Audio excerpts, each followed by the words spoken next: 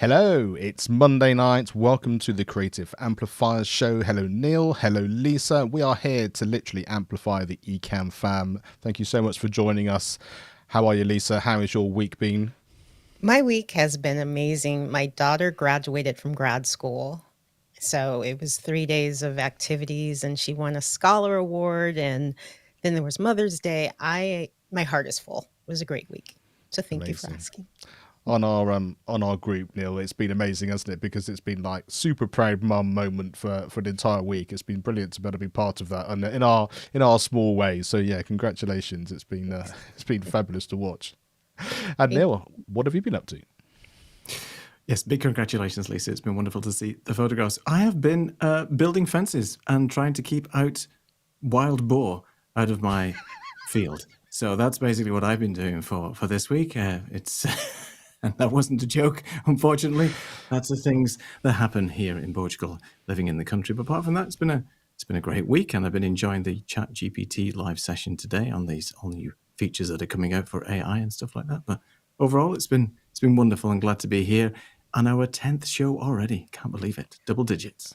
Is amazing, isn't it? And I had a learning moment this week. I was on a Zoom call, and my Sony cam, which I've had for a few months now, after having my little trip to Portugal and Neil helping me out with some gear. The first really hot day here in the UK, and it shut itself off because it was too hot. So found some new settings and some new ideas, and also the option of having another camera that's already ready to go should you need it to happen. So you're learning something all the time, and yes, that was my kind of moment of madness, but moment of learning opportunity as well. So yeah, it's been really good, and we've got a load of you already here. So thank you so much for people that are turning up. Team Tatiana, indeed. We will have Tatiana Rodriguez coming on very, very soon. Tatiana Teaches. Can't wait to share everything that she's going to be doing. And here we have Marcus making a real effort coming through. I wasn't sure what was happening there. It's only because I could see it in the chat coming through as well. So yeah, Marcus, thank you so much. Thank you. Oh, brilliant. Martin, thank you so much. Is it really still sunny in Edinburgh? The sun hasn't gone down yet too much. Make all the difference as well. Neil, thank you. This is the thing I always forget to say before we start doing our interview. You can do that, and we'll make sure that we pass any of those questions on. Put a queue in front of it, and we'll kind of filter those through as we go around. And yeah, love the fact we've got so many people really in the teacher educator front. I have a podcast which is Education on Fire, so this is going to be really exciting to me in terms of learning some new things as well. And look at this, we already have Tatiana dealing with that and supporting people in the chat as it goes through. So yeah, thank you so much to everybody.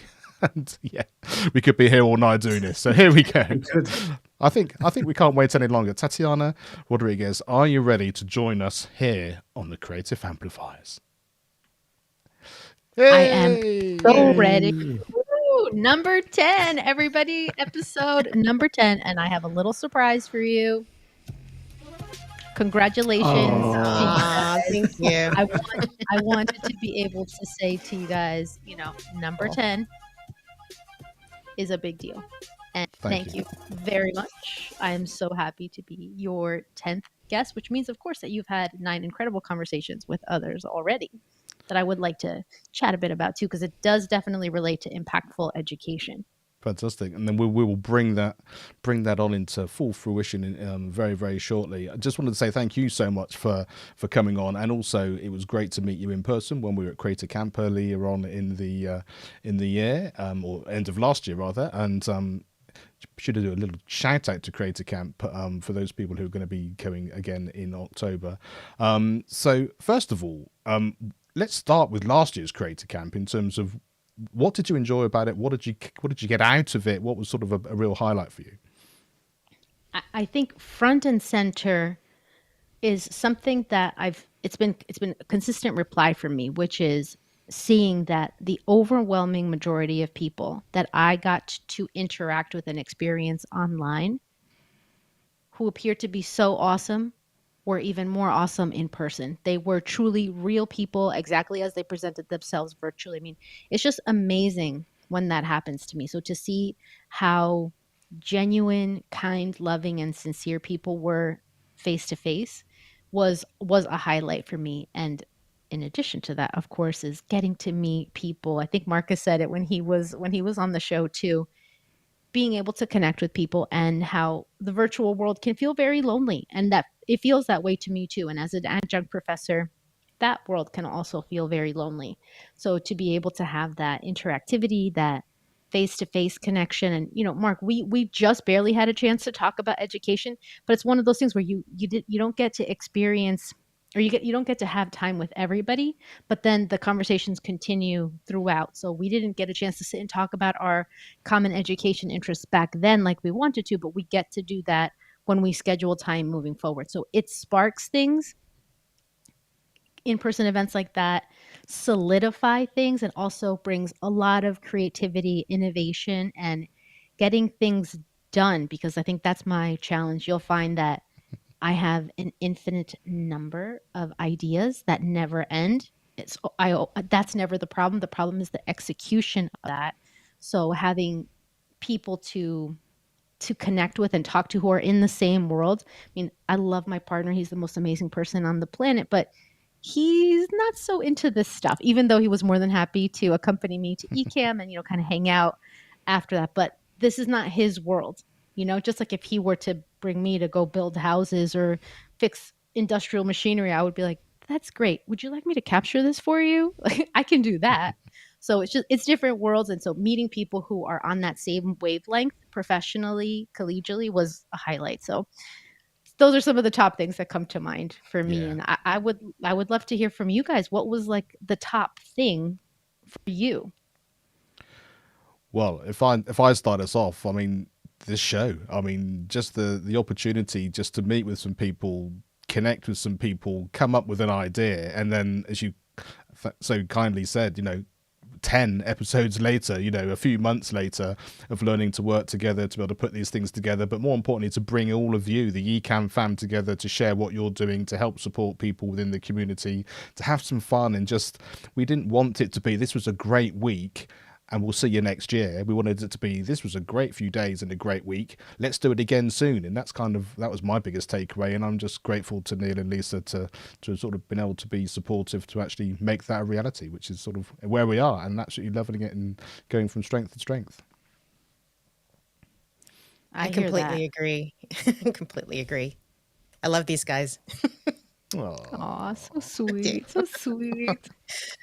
What about you, Neil? Same for me.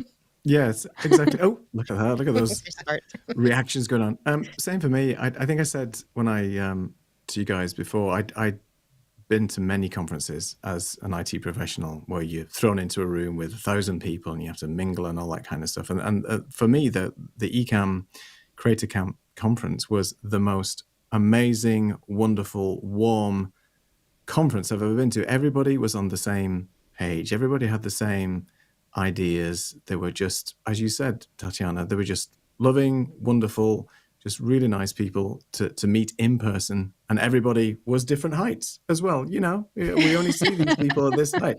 So that was a bit of an eye opener for me.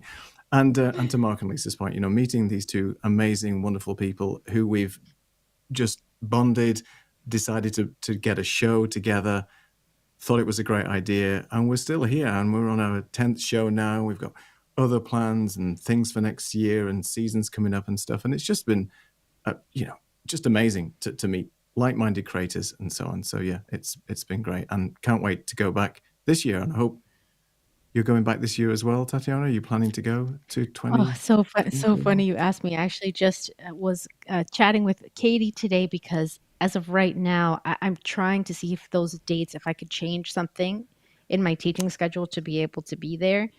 Right now, it's a probably not, but it's not a no. So I'm working this out to see if it's a possibility. But I really hope so. I really hope that it will work out. But if not, let me not even think about if not. Just one day at a time here. We'll see. But I do like what Roy said in the chat right now. And this one time at Creator Camp. That's right. And Roy was in my cabin, right? We were cabin mates and had connected with him in person, connected with him on his show previously, and it was just really nice to get to see people. And I also have to say that I really appreciate not just different people's heights, of course, and seeing their legs, like Saeed said in the chat, but also that everybody has different energy levels, and not everyone is as super jazzed about being in large social groups like I am. And I know it's harder for some people. So it's just really nice to be able to spend time with others, though, and be mindful and respectful about energy levels is important too. And I do the same things in my classes, but it was such a fabulous experience. Whether you're a social butterfly or a little more reserved, I think everyone truly enjoyed their time there. So one of the things we really love sort of getting to know is sort of we all have this common sort of Ecamm Fam feel. We're all here sort of as part of the same community, but all of our journeys are very different, and what we're using it for is different, and how we get to this point is very different. So you sort of mentioned about being your adjunct professor, but I know that isn't what you've done always. So give us a little bit of that journey into becoming that first of all, and then we'll sort of get into the nitty gritty of how you then use the technology and the tools to sort of really engage. Yes. So, a lot of people, their career path is linear.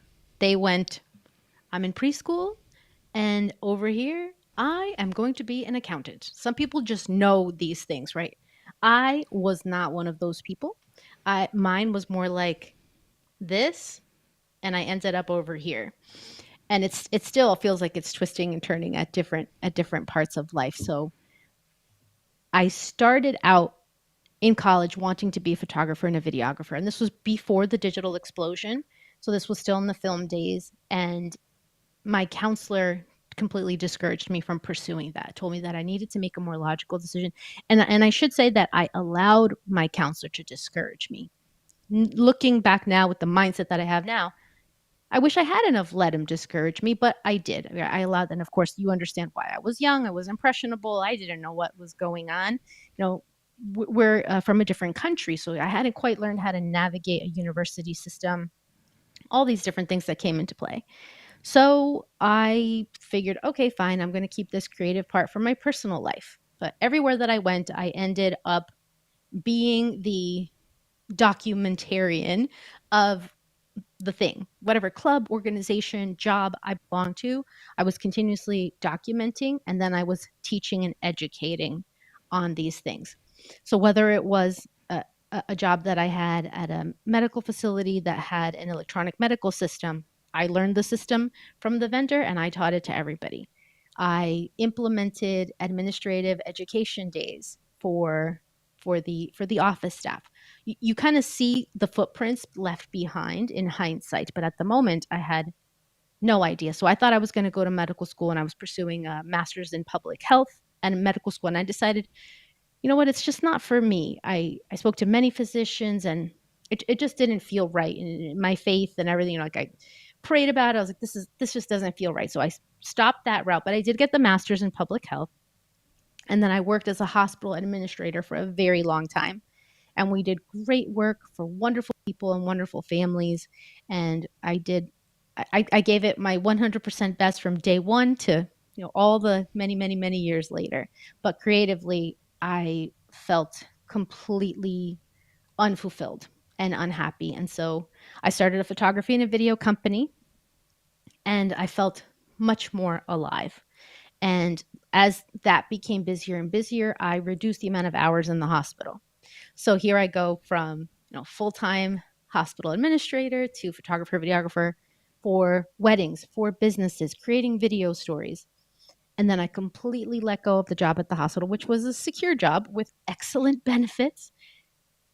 But a few months later, after making that decision, I had a car accident and a cervical spine surgery, which meant that I could no longer do photography and video because it would just be re-injuring that same part, and it was not going to get better, right? So I needed to think about the rest of my life, and I was very frazzled. I didn't know what to do. And of course, thankfully, I had some opportunities where someone at my church at the time asked me if I would help run a creative leadership program for high schoolers.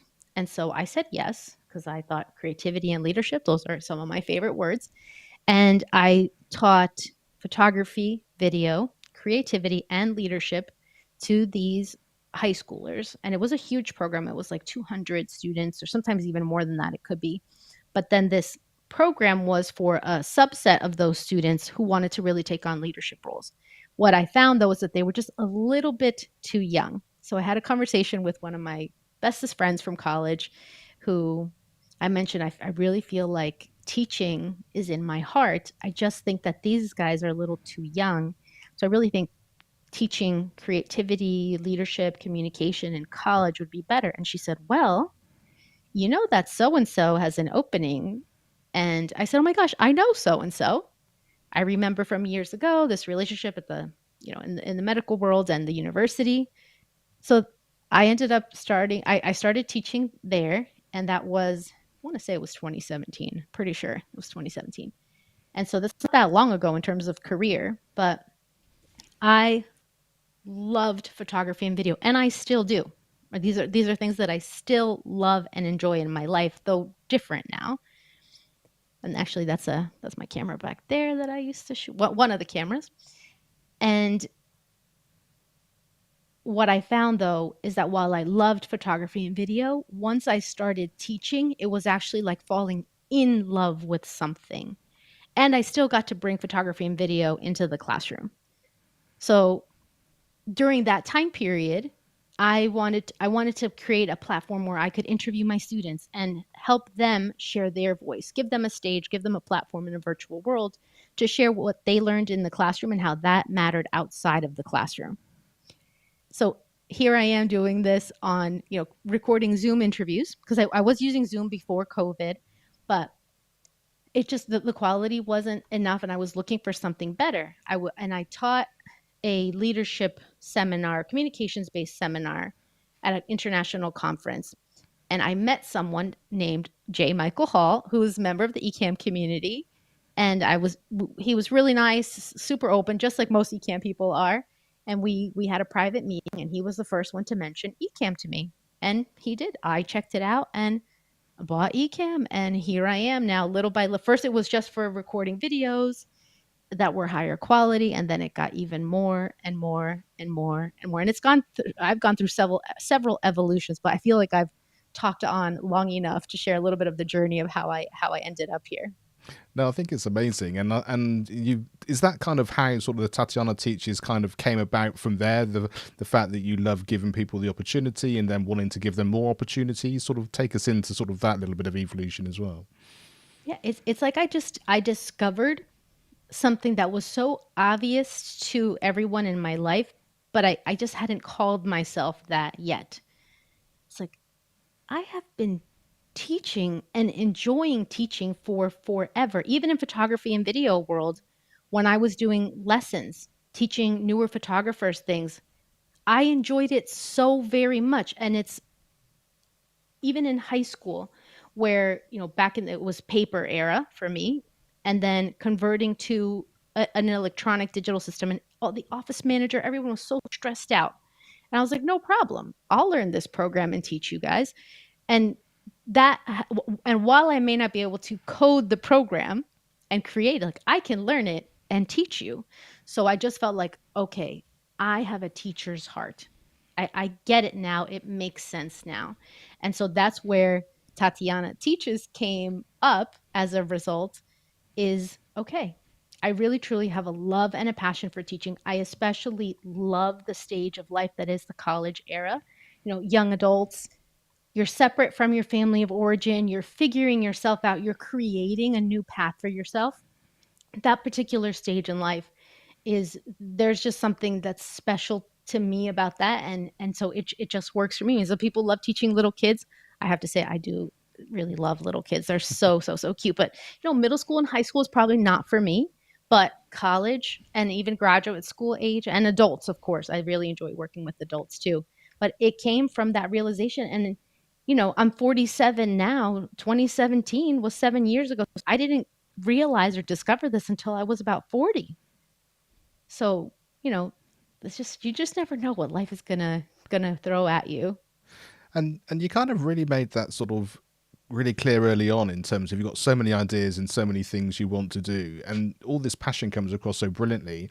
And then recently you've started this Ecamm for educators, and not only is it then sort of college areas, you're suddenly into teaching people like me and Neil were on your call for the first one, and all sort of learning from each other. So, one, where do you get the energy from? But is it just that you come up with a great idea, you manage to pull people together, and it just creates these wonderful things? And so tell us a bit about that sort of new project. Well, I draw so much inspiration from others. And when the three of you shared that you'd started this group, it just kept stirring in my mind how beautiful it was that you had met in person, that you started this thing. And it got me thinking too. So I really have to say thank you to you, because what you've done has been inspirational to me too. And I was thinking, okay, so we all love Ecamm, and I kept wondering, are there people, I'm sure there are a lot of people in Ecamm who are also in the world of education, whether that's in their houses of worship, whether it's in government, whether it's in classrooms, preschools, universities, workshops, all kinds of things. But it did seem to me like there is a subset of things that are a little bit different for educators. We use very specific things that are more teaching versus, say, live streaming or entertaining or presenting. So I thought, gosh, there has to be a group. And so Rabbi David Paskin had a group that I think got started around the COVID times for people in faith-based organizations who were spiritual leaders. And they had a good group that was meeting regularly, and I connected with him to see if, can educators be included in that, or should we do our own group? And so it seemed like, because most places and houses of worship went back to in person now, that group didn't seem to have as much activity. And so he's an educator at heart too. So and he is a rabbi, right? Which part of being a rabbi is educating. So he and I joined forces, and I asked him if he was willing to co-host, and he got right on it. And I think it's just so beautiful when things are meant to be. He created a website for us within like an hour, and I love the idea of co-hosting much better than doing anything alone. So the fact that he and I are in it together, and it will continue no matter if one of us can't make it. And I opened it up, and I talked to Katie, marketing at Ecamm, about moving forward with this. And she mentioned that there was a Facebook group that had been started some time ago, but somehow had been hacked and wasn't alive and well anymore. And so I thought this is a great time to be able to do it. So it was just fantastic and fabulous inspiration to see, like, hey, you guys got this creative amplifiers going. I think that's really prime time for us to do a subgroup for educators. And I want to say thank you for coming to Neil and Mark. That was great. We had our first kickoff last month. So we're going to do once a month to get together and really dive deeper into specific things about Ecamm. Well, it is amazing, and well, thank you so much for sharing that. I mean, we just see ourselves as getting together and having fun and bringing everyone along for a ride. So, but to hear, it's having a real positive impact to other people is really great to hear. And I know education, we often think about it in terms of I'm the teacher, you're the student, or we're trying to learn something as we're going along. But I know one of the things that you've been sort of thinking about is sort of some of the educational points that you can have either with Ecamm members sharing it with us, and certainly some of the things that have been shared over the last sort of 10 episodes or so as it's going through. So do you want to sort of take us into some of those thoughts that you've been thinking about up to that point? Absolutely. So what I'd like to do is I want to go through and say, because as I've listened to all 9 guests that have been on your show before me, and I want to, and some of them I knew before that as well, but then I got to know a little bit more during the show. But I realized that each one of them shared something that is so valuable to being an impactful educator. So whether you consider yourself an official teacher, a professor, a faith leader, whatever it is, if you want to have impact on others, there are some key things. And I noticed every single one of your guests before have had these things. So let's start with the amazing, the fantastic, the marvelous, the magnificent Diana Gladney, who was your first guest, who I think is amazing. I love listening to her. I actually have a digital copy of her book as well. So she's an educator, right? And to me, she's a a fun and real person in her live streams, right? She laughs, she's playful, but she's always delivering great content as well. So she also talked about her aunt and the impact that her aunt's style in helping her push boundaries, which I thought that was so beautiful in her case, to push. Now it worked for her, and just like anything in education, it's very specific to the individual person. What's going to work for Diana may not have worked for me in that relationship with her aunt, right? But it worked for her. So that's the beautiful thing to me, is that her aunt was able to motivate and inspire her in a way. I think Diana said this too, like she didn't have the healthiest mindset at the time. And it sounded to me like her aunt was able to help her push past that to things she never had considered possible for herself. So, number one, right, Diana as an educator herself, but also pushing the boundaries, what she didn't think was possible from the help of other people like her aunt. Then we have your second guest, who was Roy Richardson. Roy, what's up, Roy? I know he's in the comments. And Roy is an educator himself. He's also an adjunct professor. He teaches at a university like me, in addition to his full-time IT job, which I don't know how he has time for all of that stuff. And I love the thing that he shared about how he and his wife are geeks in love, and we're on a show called, that was so cute, Roy. I'm never going to forget that. That's adorable. I'm going to look it up when I have a moment. But he also said something really important, which is his why.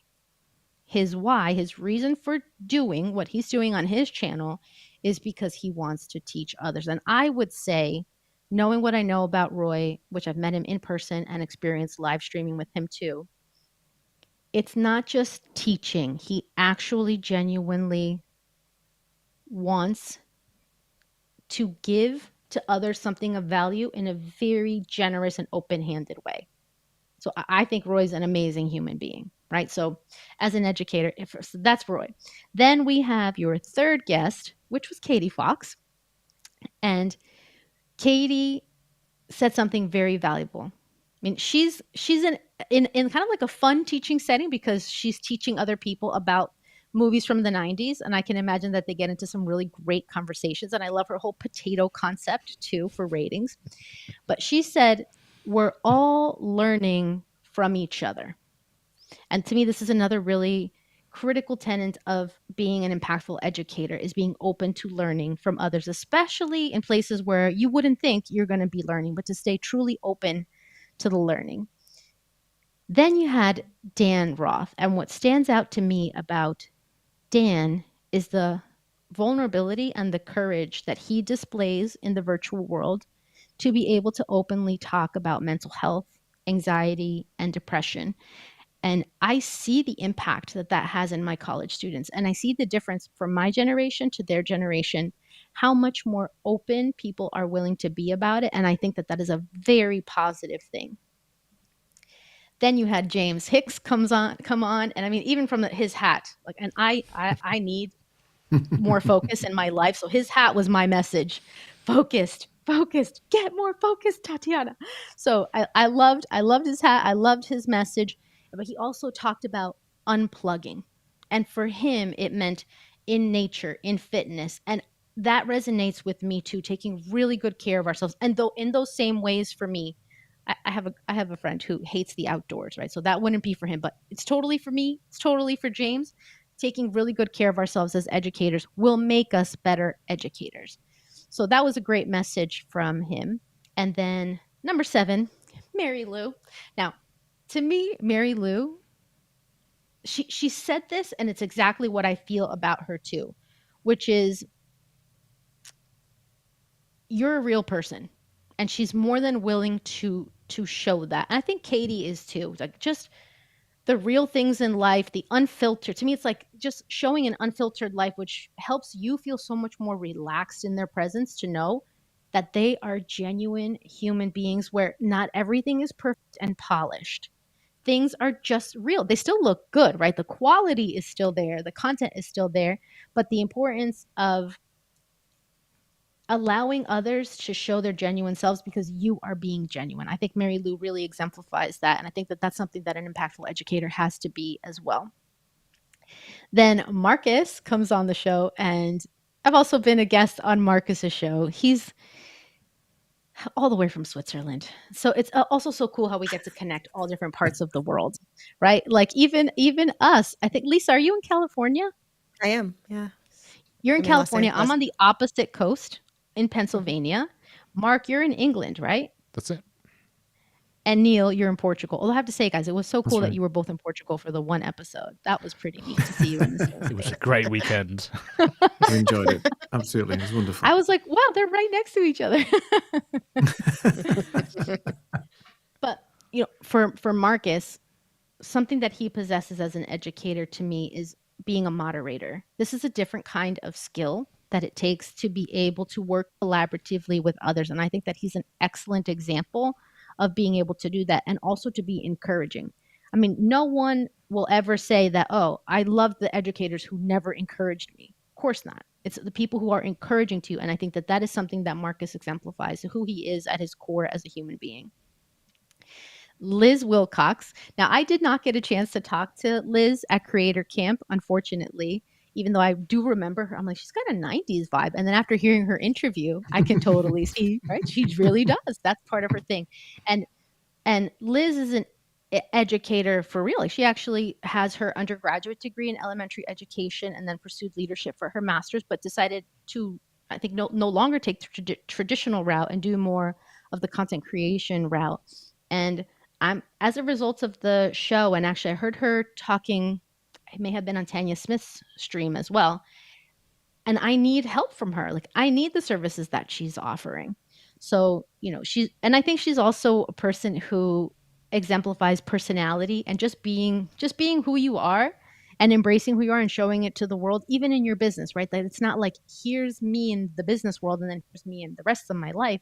It seems like she's being herself everywhere. And I mean, I still have to check out the episode, the season of Survivor that she was on, because I'm like, oh my gosh, she is so cool. She was on that show. Oh my God. So Liz is pretty awesome and exemplifying personality and how I also really love something that she said about how everyone has a right to an education. And I really appreciated that line. Then we have Lion, Lion was somebody who was so helpful to me in the beginning stages of Ecamm. He was willing to hop on and show me some things when I was just learning the ropes. So he's also really open-handed, generous guy. And what I loved about his interview is something that connects with me too. He talked about making generational change, having generational impact with his family, with his son, with being able to show emotions in a way that he was taught he's not allowed to do.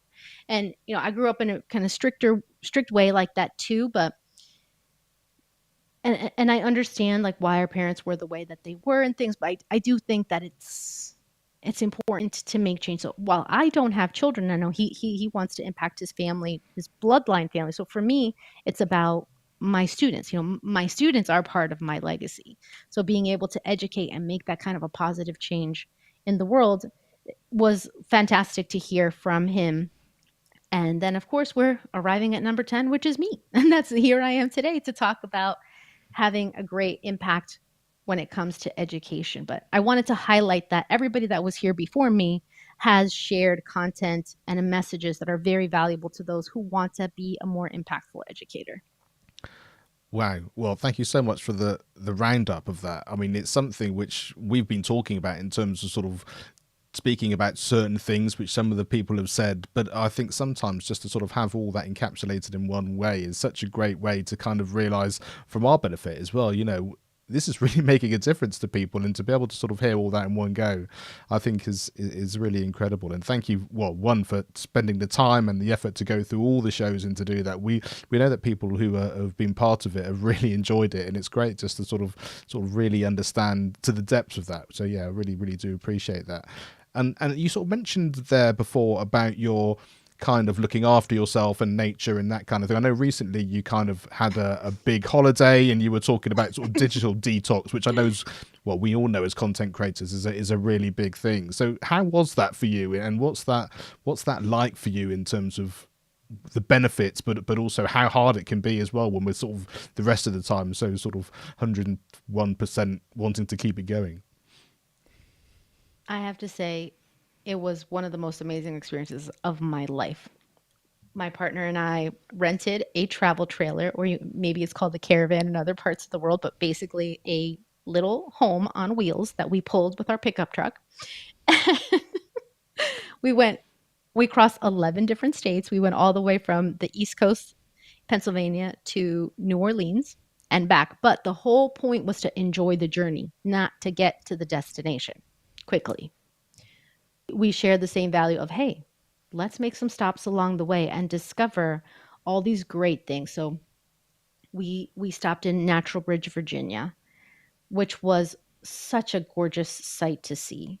Then we traveled through so many different states, just making different stops along the way and learning about all these different states. I mean, I will say New Orleans was so beautiful. I highly, highly recommend it. I'm not gonna go into all the details of this because we could talk for hours just about the trip itself. But I do plan to post a little bit about it to share some of the joys of the trip. I mean, food, outdoors, just being in the country, renting different sites and having that experience. I mean, driving that thing is an experience in and of itself, but it's about the recharge. And I think that it does help you to be more creative and even such things as remembering how much I love boiled peanuts. Like I forgot how much I love those. Being able to eat them like that, oh my God, it brought me so much joy and happiness. We just came back from the trip and I'm like, I'm ready to go now. Like I feel recharged, I feel re-energized, I feel alive, I feel happy.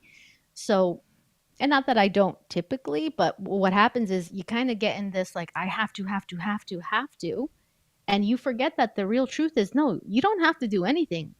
You get to do these beautiful things in your life. So enjoy. And that I think being away, even if it's even if you can't go across the country or anything, rent an RV, but you can take a walk. And just the walking part alone, if I can just do those things, taking really good care of myself, I know that I can keep a much happier perspective and I can feel really good about what I'm doing. So that trip away, I think, is essential. It's important to disconnect. It's important, whatever that means for you, whatever the things are that you love and enjoy. But for me, it is traveling, getting outdoors, and exploring new cities. I love it. Yeah, it's amazing. We've actually had a question come in from Martin. Let me just bring this up. So he says, I think there's a lot of crossover between sort of use cases. But what do you feel are the big differences, goals between live streaming to communities, presenting to businesses, and educating younger people? So yeah, I'm curious about that in terms of what your thoughts. All right, so let's deconstruct this question here, and I'll put myself back on this mode here. But yeah, that is a great lineup there, Marcus, of those fantastic people on the screen. And I just want to say, Martin, before I answer the question, I saw a sign that said Edinburgh on my trip, and I was like, oh my gosh, and I instantly thought of you, and I instantly thought of you saying hello from sunny Edinburgh. So just wanted to tell you that. But also, big differences between live streaming to communities, presenting to businesses, and educating younger people. So I want to say that I see that on a slight continuum. Presenting to businesses could differ from educating younger people. So in my case, college students. And then streaming. So I think live streaming, we're talking about you're not seeing people's faces. So the nonverbal communication is not there. The verbal communication is not there. It's the words that are there, right? People show up just like they are today in the chat. So essentially we're live streaming right now. But if I was presenting to a business, I guess it makes it more focused and more specific, like perhaps that there's a goal. Like I know people like Saeed who do facilitation, people who run workshops, even when I run a workshop too. What is the goal in that business?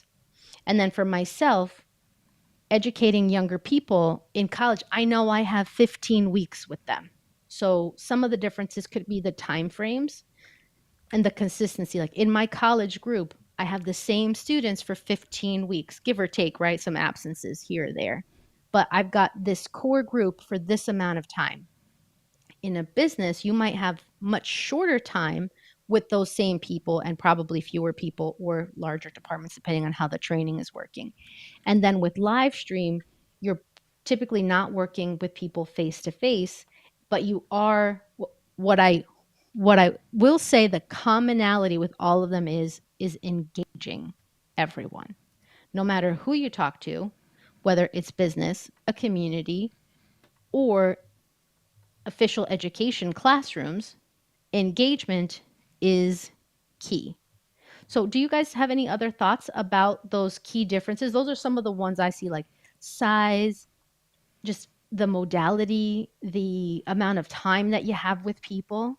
But I do think engaging them at all times is key. I think certainly for me, it was, having had a podcast since 2016, I wanted to be able to have more of a connection. And so the live streaming enabled me to kind of deliver the content in a slightly different way, which I loved because it went from very much audio to video. But the ability to have people comment in real time, to be part of what I was doing, and me to feel like I'm kind of actually speaking to you and you're speaking to me, kind of gave me a growth in a way that did it. And I think that was one of the greatest things. And I've done some recorded videos and things for various things before, but I think that connection, that community sense, was certainly the biggest thing for me. I don't know about you, Neil.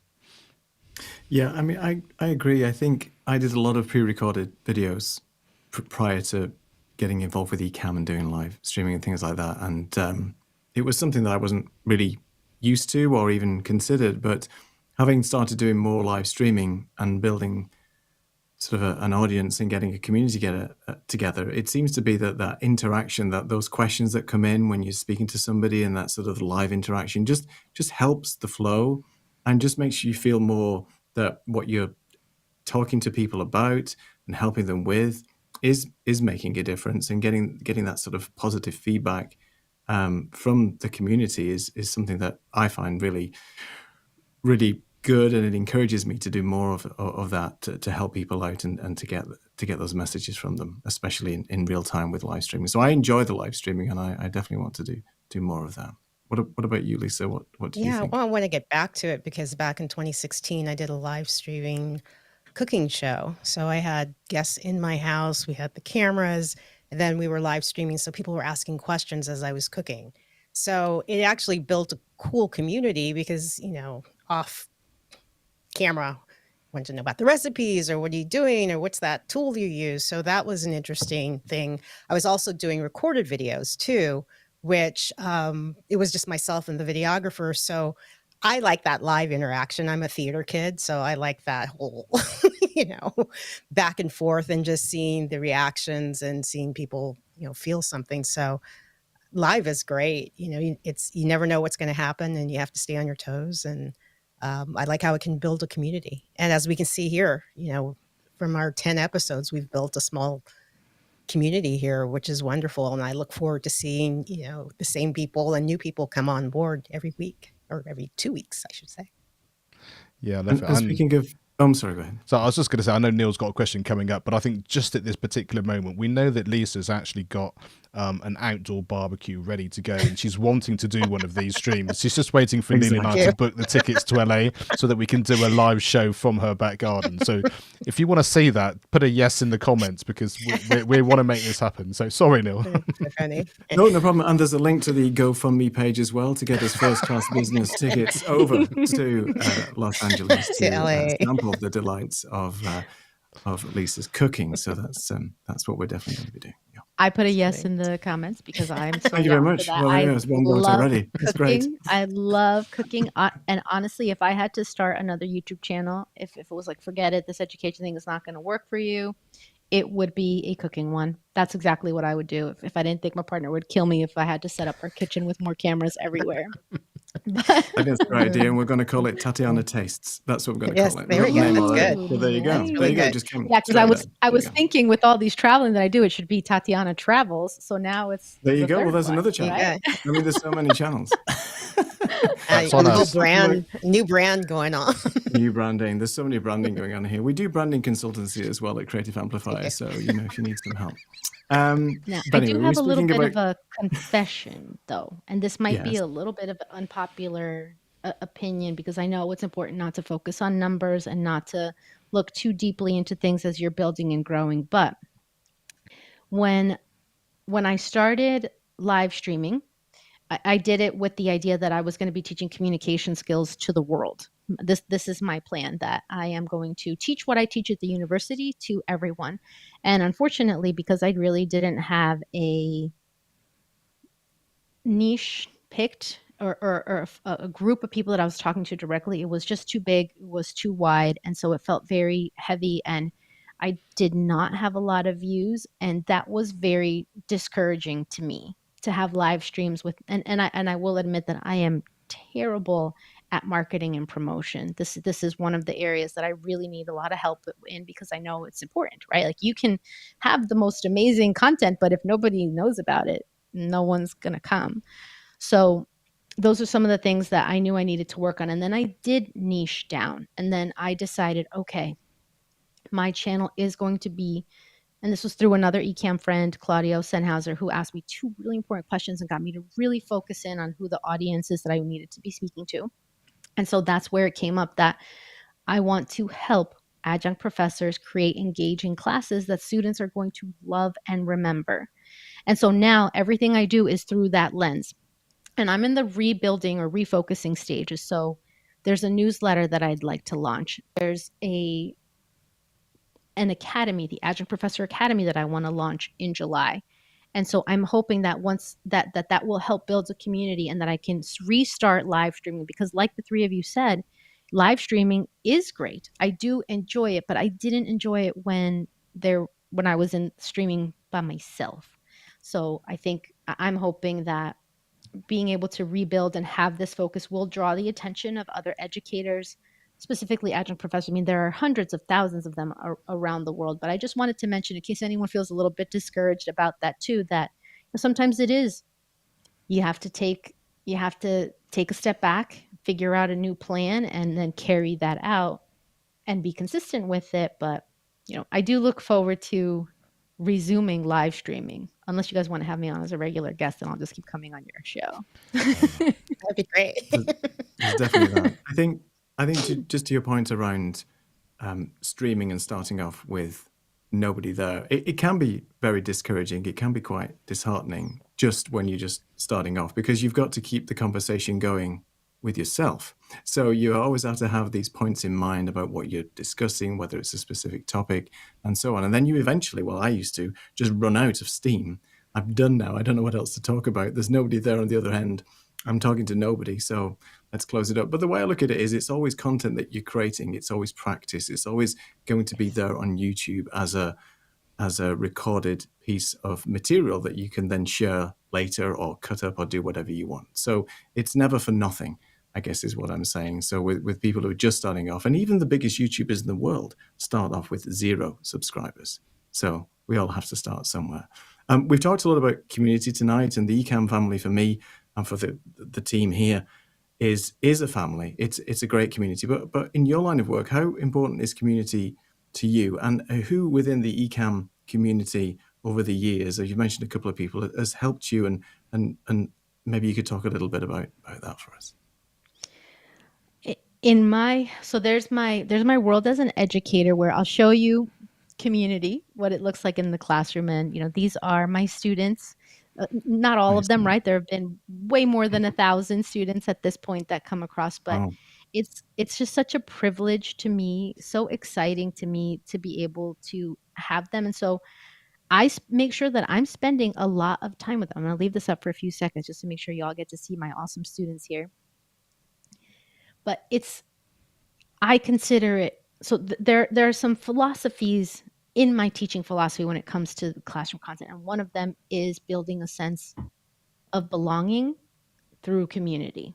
So that means that my students feel welcomed in my classroom, regardless of their grade, regardless of what their skill level is. And that is huge to me in building a sense of community in the classroom, something that I hope to be able to share with other educators as well, specifically how I do that. In terms of the online world, I have my Ecamm community, which is so solid, which is so strong. And then there are people who are not necessarily Ecamm users or in the Ecamm community who form a part of that. So every week I get together with a small group of people and we call it content creator accountability. So everybody's a content creator. It's a very small group. We usually have between, sometimes it's 4 people, sometimes it's 7 people, but it's no bigger than 7 people that we get together to be able to really intimately share. And I know that there are groups that, you know, Alec Johnson, Keeley, they started a group many years ago, and it's like that. It's a small group, and they help build each other up. They help inspire each other.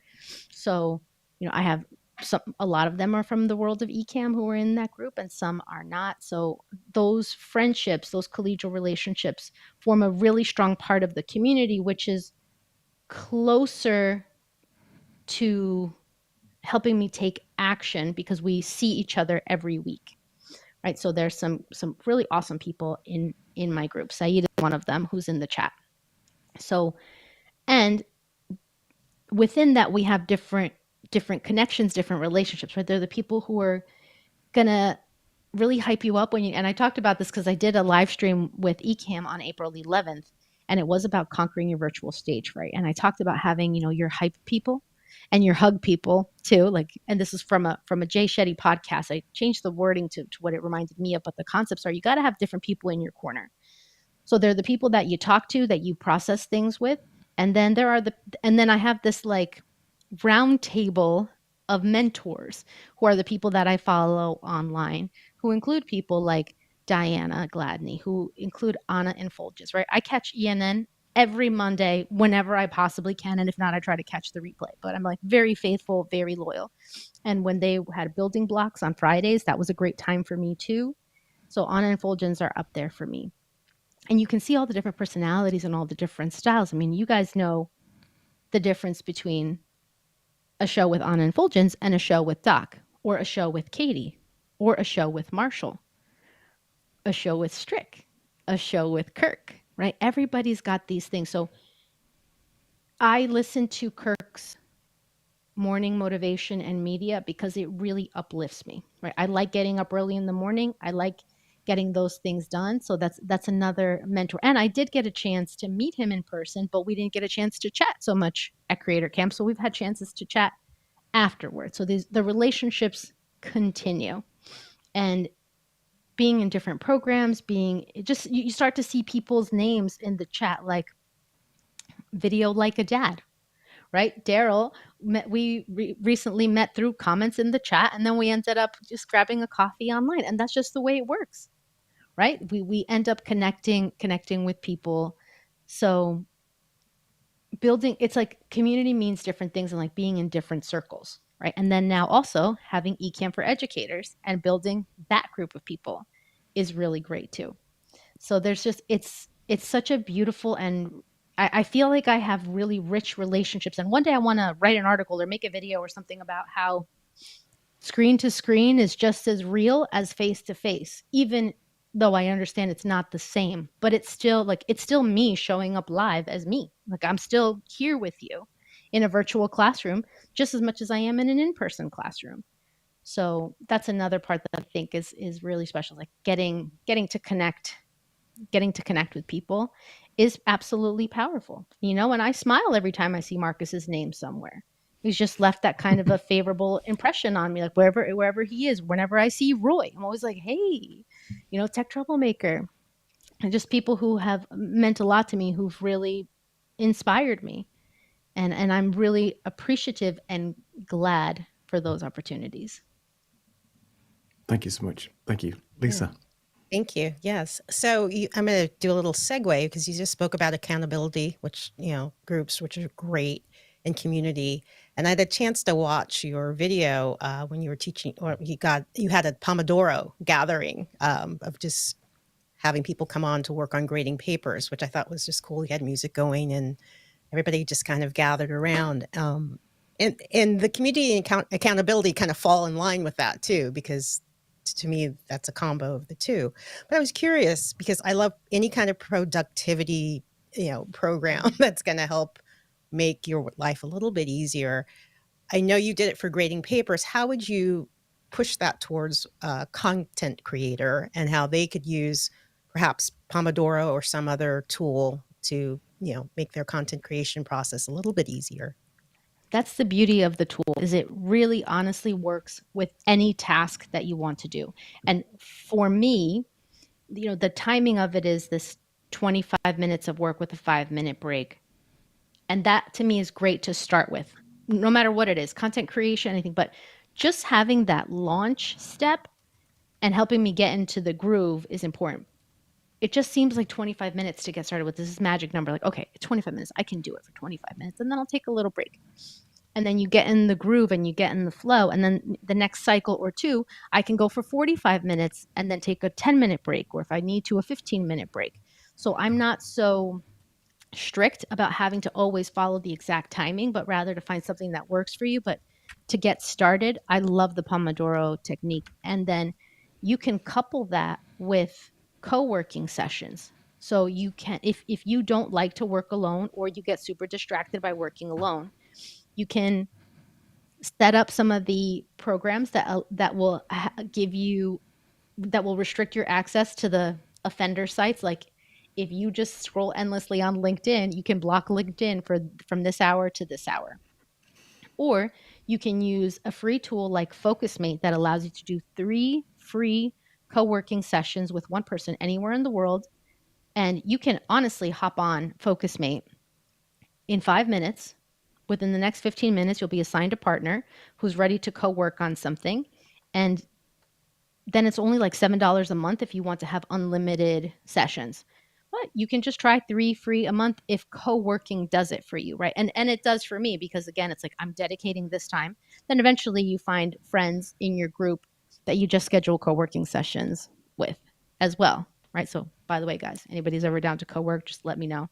I love co-working because it's just you start off the first minute and you say, this is what I'm working on. Then Lisa, you say what you're working on. We set the timer and we work for that time. And then we save the last couple of minutes to say, how'd you do?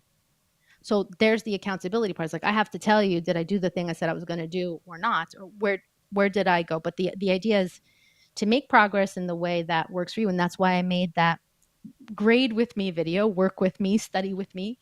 And I got to say, that was a huge undertaking because it was 3 hours.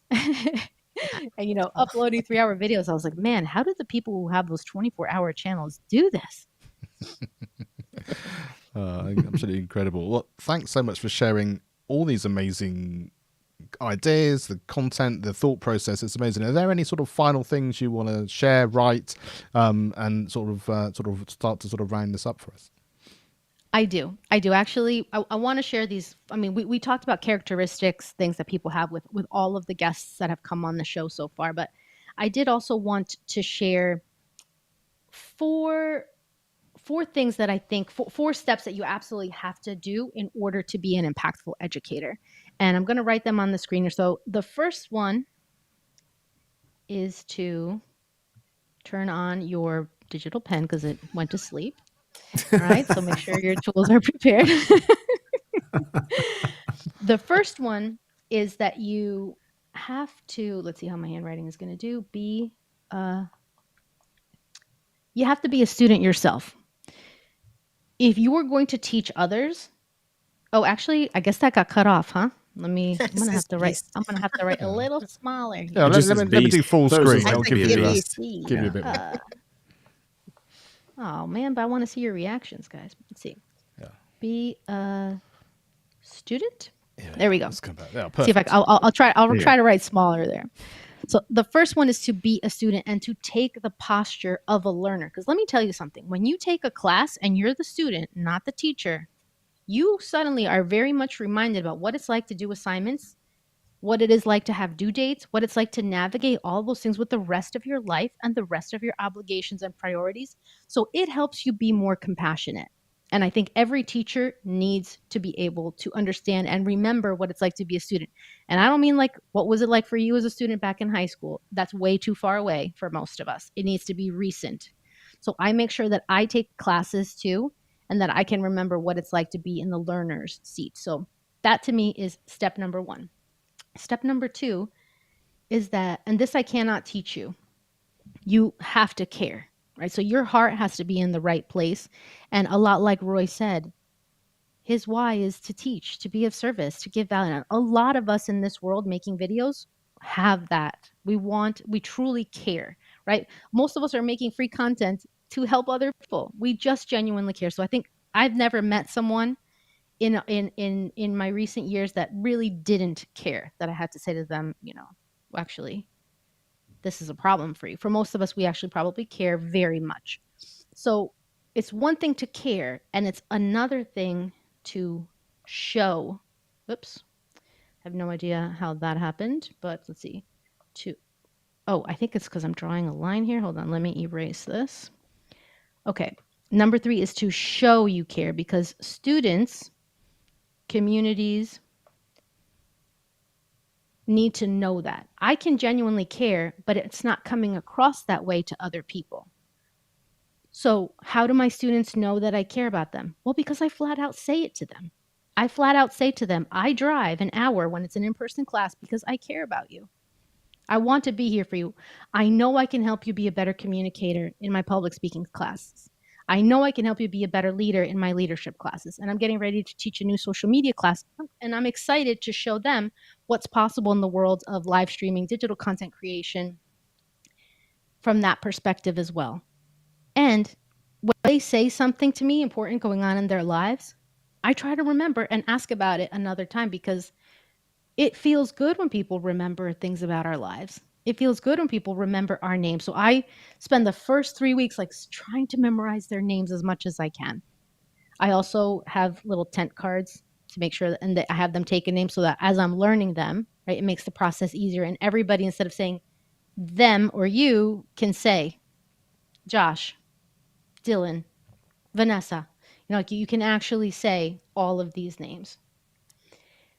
Showing that we care changes. And in the beginning of every semester, I ask my students a set of anonymous questions. And one of the questions is, what's one thing that a professor does that will help you be more successful this semester? And almost always, it's showing that they care. Almost always, that's the answer. So it really matters to them. It truly, genuinely does. And they will reward you with that. I mean, I actually wanted to show you something. This is a giant envelope that contains a giant card. I have some other notes of encouragement here from students, but I'll never forget this card that I got my first semester of teaching at the university, signed by every single one of my students in that leadership class, because it was so impactful to them that they wanted to say thank you. And I was like, wow. Ever since that first semester, I was blown away by what a difference it makes when you show students that they matter to you. So step number 3, I think, to me is so vital. And then the fourth one is about your content, right? Because you can be the most loving person, but if your content isn't 3 things: memorable, meaningful, and I would say relevant is along there with meaningful. So we'll consider that the same thing. It needs to be memorable, right? They have to remember this. It needs to be relevant and meaningful, and it needs to be enjoyable a lot, right? It's not always enjoyable, but it needs to be pretty enjoyable on a regular basis. So those are the 4 key criteria to me to be an impactful teacher. And Ecamm and all these great tools, that it comes into the content part, right? It doesn't really come in until the last stage. Everything else has to be in place first, and then we can show them all these beautiful things that we can create online, right? Even there's a creator, illustrator, who makes these cool things that I'm showing you here. Lucy is her name. She has a platform called CNVS that Saeed introduced me to. Just all of these little things that we can add to make our content look great and awesome. And you guys know what's possible for us to do with any of these streaming tools that we use. Whether you're like us and you use Ecamm or you use vMix or OBS or something else, it's just so fabulous to be able to spark up our content by making it memorable and enjoyable. Memorable with all of the visual design stuff that we do. Relevant, right? It has to be specific to the group. If I'm teaching a group of college students, I can't use examples of women in their late 40s like me. It's just not hitting home. I need to be able to stay relevant and current with things that impact college students in this area. So always making sure that your supporting materials, your content, your examples relate to the people that you're talking to. And then the enjoyable part, well, you have to enjoy it too. Right? You have to be able to have fun so that they will enjoy it. And it needs to be engaging. So it has to be interactive. Your students, your community, those business leaders, they need to have skin in the game. Nobody likes just sitting on the sidelines watching everybody else, which is why I think it's important too. Like, we're acknowledging people's comments in the chat when they come in. Like, we're using names of the people who are here. We're giving examples. We're able to say hello, and even like a Eagle VP, sorry I'm late. No problem, come whenever you can. It's all good. So it's just and of course, Saeed, I appreciate all the comments and all the support too, but having it be interactive, I think, is the number one thing that we have to keep in mind with our content creation, because it does make a difference. I completely agree, and I think all of those things that you've mentioned, as you've demonstrated and hit home so much in this sort of last hour or so that we've been chatting, and I think it's been so enjoyable as you sort of finished off with those things, certainly for me, and I've learned so much as well. And I think understanding from an educator's point of view how that is, but then understanding how I think all of our lives are affected by, say community, the people within the Ecamm Fam, and all the different skill sets we have is just incredible. So Tatiana, thank you so much for being here. I really appreciate your time and all the effort that you've put into making this evening, or evening for us, I should say, over in the UK, such a wonderful opportunity. Yeah, so thank you so much indeed. Fantastic, guys. What a joy, what a pleasure, what an honor. And I appreciate the invitation and so glad to be lucky number 10. Hey, fantastic. Yeah, thank you. So if you would like to find out more about Tatiana and go and hang out with her and see what she's up to, this is the places that you can do, whether it's on YouTube, LinkedIn, and the website as well. Do make contact if you're not already. And as she said, the idea of just meeting for a virtual coffee or whatever that happens to be is going to make an amazing opportunity to be able to do that. So yeah, we have a lot of people been chatting in the comments and everything, so thank you so much for everyone that's done it. I'll give us a chance to say hello to a few people as they've been doing it. So Martin, indeed, I think what she's managed to share and do it in the way she comes across just absolutely comes across in that personal way. Here we are online, we're all around the world, but we're still able to have that connection, and I think that is absolutely true. Couldn't agree more. Water, Wi-Fi, and education should be free and in plentiful resource, I think. Definitely, in abundance. Exactly. I think the Wi-Fi is the one that's probably not necessarily always working for everybody. Hey, Johnny, thank you so much for being here. Thank you so much. Really, really good. So, there's one here, which this is what I love. This is what I love. If only it was really true, but thank you so much, Dal. we joke about that. Yeah, exactly. We appreciate the sentiment, don't we? We really appreciate the sentiment, if nothing else. Yeah. So thank you so much. Definitely a few people who have definitely got a few ideas in terms of Tatiana cooks, some of these other ones, some of these things which are going to happen as well. And I think, I don't know about you, Neil, but I think the LA one is a great idea. But it seems to be that occasionally Edinburgh, the weather's good enough to do that. It's a little bit of a wonderful. Not that he's inviting us up, but just in terms of we'll just invite ourselves. That's the way we roll. Yeah. So thanks, exactly. Martin. We'll talk about that when you're next on the show. Indeed. So brilliant. And Tatiana, thank you so much. I really enjoy it, and thank you for everybody. Thank you for being involved in the chat, as we said, and all of these things. We really, really do appreciate that. So. Shall we move on to a little bit of merch on the perch? Is there anything else that you guys would like to share just before we move on? just to say again, thank you so much for being on the show, Tatiana. It's been a wonderful experience. And yeah, we've all learned a lot, and your enthusiasm and energy just comes straight through the screen. Yeah. Wonderful. Shines through. Thank you so much. Absolutely.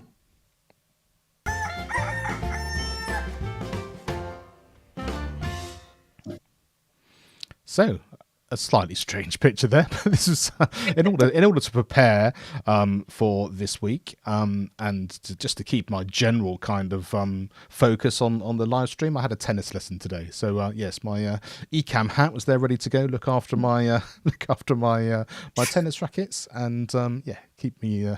Keep the fitness levels going, and also sort of keeping the energy levels going as it starts to get later for Neil and I as these streams head into the evening. But yeah, definitely worth it. And as the sun's been out in the UK this week, wanted to make the most of those things as they go through. So as we just about approach the quiz, we haven't actually been able to see George in the comments. So I wonder if George actually isn't here today. So there's plenty of opportunity for the rest of you to have the chance to maybe win a few points on the quiz. And unless he's just lurking in the background, but we'll see as we come up. So let's ask a couple of questions, shall we?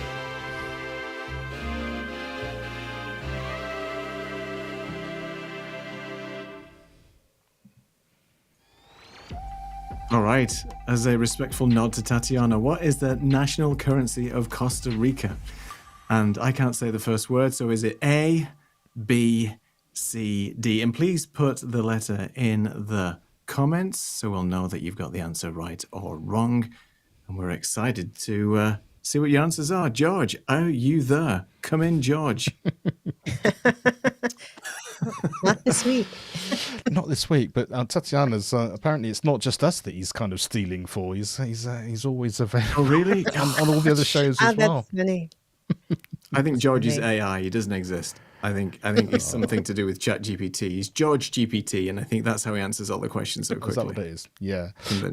Well, Tatiana, if you know this one, then please do take part. It's fine, even though you should know how that happens to be. But yeah, we've got a few people coming in. Very good, very good.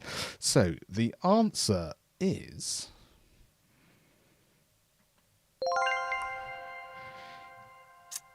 A. is Is it Colones? I don't know. Maybe Tatiana can tell us the correct pronunciation of that, because Yes. I have no idea. Are you happy to come back on and tell us, Tatiana? Is that all right? Come in. Absolutely, guys. In Spanish, it is pronounced colones. So you said it right, Neil. Colones. Colones. Okay. Thank you so much. Very good. Thank you so And they're much. indeed for beautiful. that. The dollars, not the dollars, the bills are colorful. There are red, there are purple, there are green. So it's actually quite pretty looking currency. Very nice. Very Thank you so nice. much indeed. I really appreciate that. Yeah. Wonderful. Very So much. the question is, do we have a winner? And the answer is yes, we do. Ooh, Said. Very good. Congratulations. But as is often the case, with every winner, there has to be someone who's not won quite so well. So anyway, here we are. Are we ready? Question number 2. Number 2. What camera lens would... I can't read this, guys. My teleprompter is hiding this. Okay, for the markings of 055 mean, A, focal length, B, aperture, C, filter thread, or D, focal distance. The YouTube number with the I is hiding the beginning of the question, so I can't see it. Oh, right. That's, yeah. But I assume teleprompters. everyone else scanned. Indeed. So in the chat, Geeky A, B, question. C, or D? It is a geeky question, but people who know photography and videography and know their cameras and lenses and things like that should know this straight away. Tatiana will probably get this in a heartbeat. Yeah, we've got some answers coming in, which is very good. All right. So yes. Yeah, that was in relation to the first question as we Yes. go through. So, anyone else have an answer just before we reveal? We've got. I'm not sure this really works, but Thank you for taking part, Martin. I have no idea. It's the taking part that counts. It is That's exactly what that. I've always been Exactly told. that. Exactly. Right. Participation. Let's find out, shall we? The actual answer is C. it's Look C. ahead. It's C. So I'm afraid. Do we have anyone? Did nobody get this right? Come on, people. Oh, Wow. No. wow. Is this a first that we haven't had? I think it might be. I think it's a first. This is a Creative Amplifiers first 10th show. No right answer for a question. Yeah. Wow. Who knows? Who knows? It's only because George isn't here. No answer has diameter in it. Oh, Yeah. What do you think? And I didn't give you the full question, so here we go. I can't see. There we are. We need bigger monitors. Elgato has new monitors that become bigger and they double the size of this thing. Yeah, exactly.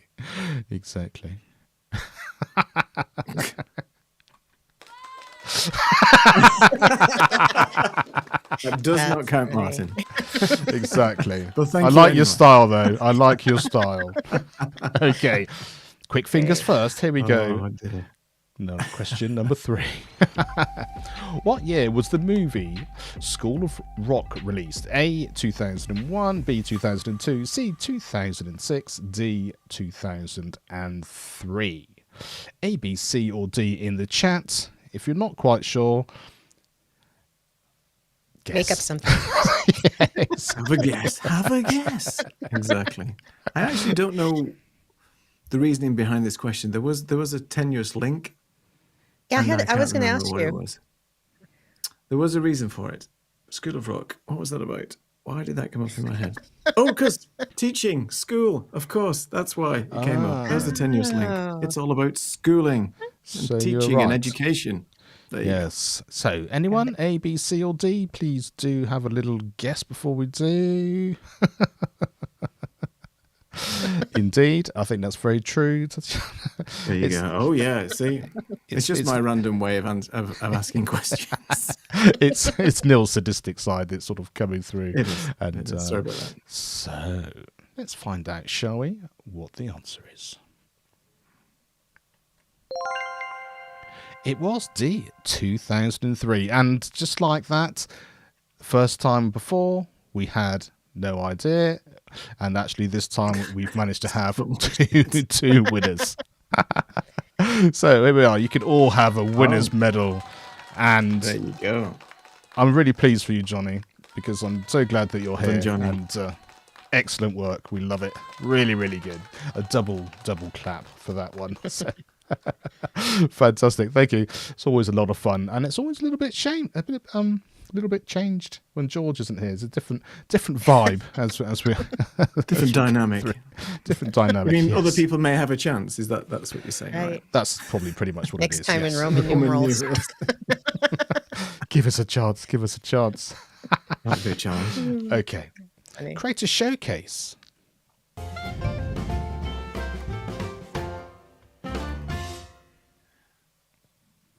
Alrighty then, so this week's Creator Showcase is Hank Russell. Now, Hank hosts a live interview show where he and his guests discuss lifestyle and well-being. So you can check out Hank's show over on his YouTube channel, which is the Hank Russell Invitation. And it was great to see Hank back at Creator Camp. It was great to see Hank, at Creator Camp originally, and hopefully he'll be back for Creator Camp 2. It would be great to catch up as well. So that's Hank, our Creator Showcase for today. And now I feel that we should probably have a little bit of this before we do our next section. Uh-oh. What's happening? Do you know what's going on, Neil? I have no idea. Wow. Sorry, That's only new. because I knew he was in the chat. That is amazing. That's great. That must be Mark's percussionary skills, if that's the right term, which probably isn't. But anyway, our final Wonderful. guest, you've thrown me completely.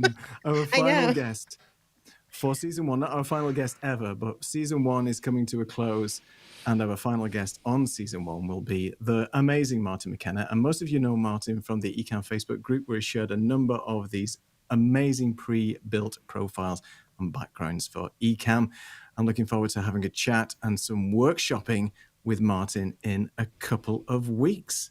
So, looking forward to seeing you, Martin. And thanks for being here today and marking completely through. Was that your... I know. I didn't know what was happening. I was like, what is going on? I was like, this is a big announcement here. You know? I was frightened. Well, thank you, Mark. Well, it's good to keep you on your toes, and I forget that not everyone's in my own mind. That's so funny. That didn't come through. Right. It wasn't on our But Slack wait. channel. I wasn't saying what I was doing. Can you do That's that okay, but again? that's Because we great. do have another announcement. We Did I do just- have another announcement. Okay, good. Neil, you know what this is. So,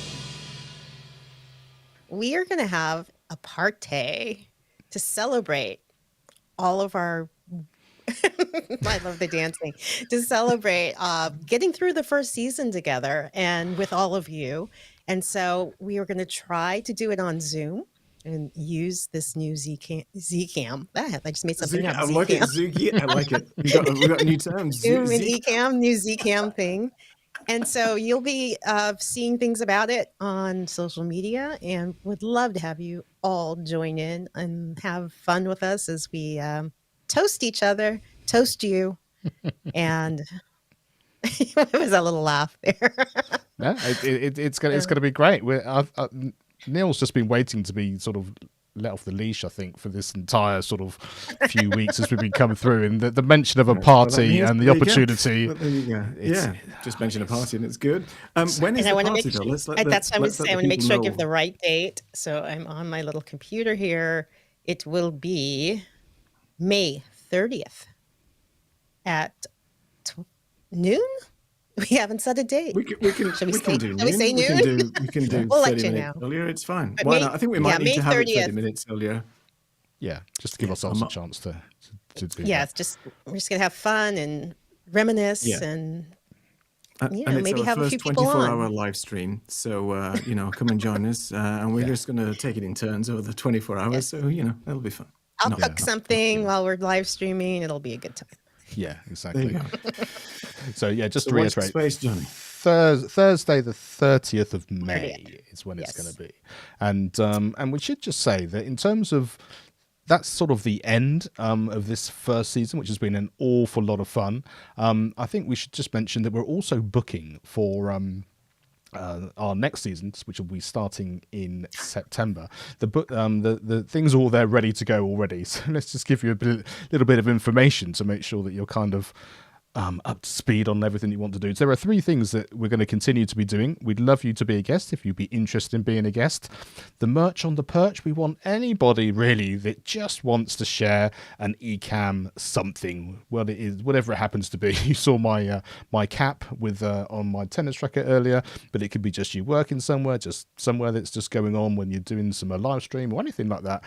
Something you want to be posting and sharing. We would love to have that, and it gives us a chance to shout out all of you people from the fam and what you're doing as well, and it's a good way of tying that in of us being able to share about your show, which is what we're really here to do, and sort of give everyone as much support as we possibly can.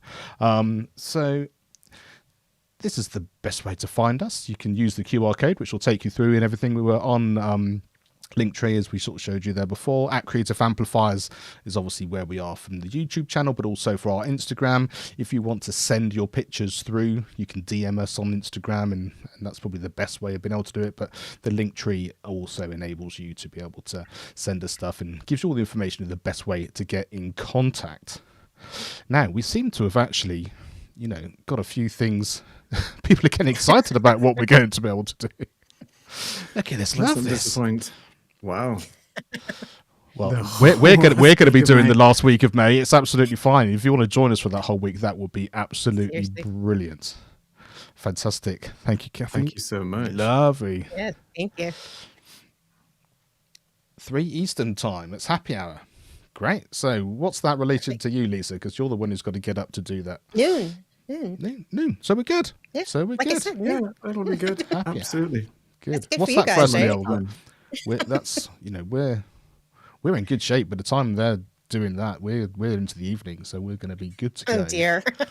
it'll be Are a you going to be ahead bedtime, of but me? yeah, yeah. Well, I mean, Neil and I can always just meet for a little bit of pre-show Oh my preparation. gosh. We can start noon at our time, and then when it's time to go live for our show, we'll be And just be ready really to go. sloppy on camera. Maybe that's not the right plan. I did want to No, mention one not a good thing look. before we close the show. I just wanted to mention that there are tickets still available for Creator Camp for those people who haven't yet got their ticket, and there is only a short amount of tickets left, and there it is, 154 days, 12 hours, 33 minutes, and so many seconds left to camp. Yeah. Get And involved. bonus question for those of you who heard the sound effect, though, if anybody can tell me in the chat where that sound effect is from, which TV show very popular in the 90s. I didn't know can because tell you me. told me before. I won't say. Well, that's No not- response. I don't No know if it's for response. the audience, Was it Teasing, Mark. was it numbers related? It was It is numbers numbers related. There you go. Oh, there's a clue. There's a clue. Maybe play it one more time because I was talking over it and I couldn't hear it very well. Okay.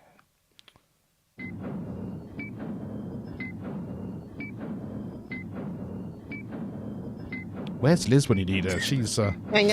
is it a 90s No. thing? I think it was a 90s thing. All right. Does anybody know in the chat? They not- certainly do. Oh, there you go. Oh, Here we go. look at that. I'll tell you Oh, this. of course. Well Look done, at this. Daryl. Very Look Yes, good. at this. everybody's right. There you go. Ish. Everybody knows. Weakest link. Close. Or is that just a comment on our show? I'm not quite sure. You're all winners. We're all You're winners. Yes. exactly all winners. Oh, brilliant. Well, Oh, my. thank you, everybody. It's been an absolutely fantastic show. We've had a lot of fun. Thank you, Tatiana. Really appreciate all the work you've put in and just your support and enthusiasm for everything Ecamm related and this show specifically. It was really great to hear. So unless there's anything that Lisa, Neil, that you want to say, we can say goodbye. No, thank you so much for a wonderful show. See Yeah, you in a thank couple you of all. weeks. See you in a couple of Bye. weeks.